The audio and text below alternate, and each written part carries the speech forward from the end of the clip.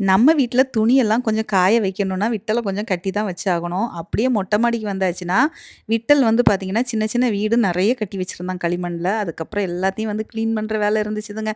2டே 2 நாள் தான் மாடிக்கு வரல. அதுக்குள்ளாடி நெறைய இருந்துச்சுது. எல்லாத்தையும் கிளீன் பண்ணிட்டு, அப்படியே துணிகள்லாம் காய போட்டுட்டு, விட்டலையும் கட்டி வச்சுட்டு, கொஞ்சம் வேலைகள் பார்க்க ஆரம்பிச்சுட்டேன்.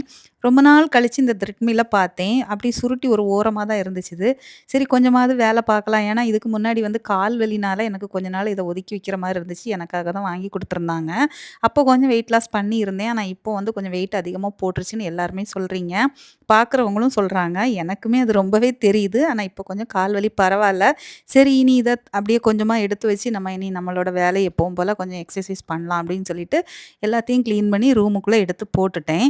அப்புறம் அத நானே எடுத்து அத ரொம்ப நாள் ஆச்சு ஒர்க் ஆகுதா அப்படின்னு பார்த்தேன். எல்லாமே ஒர்க் ஆகுது.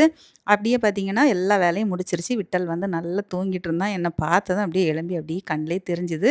அப்புறம் கொஞ்ச நேரம் கழிச்சதும் மீனும் கொண்டு வந்துட்டாங்க. இன்னைக்கு மீன் வந்து பார்த்தீங்கன்னா, கொவஞ்சி மீன் தான் கொண்டு வந்தாங்க. எங்க ஊர்ல இந்த மீன வந்து கொவஞ்சி மீன் சொல்லுவாங்க. நெறைய பேர் கமெண்ட் பண்ணியிருந்தீங்க, இந்த மீனோட பேரு சீலா மீனு அப்படின்னு சொல்லிட்டு. எங்க ஊர்ல இருக்கிற பேரு இதுதான். சரியாங்க. அவ்வளோதாங்க. வீடியோ பிடிச்சிருந்தா ஒரு லைக் போட்டுருங்க.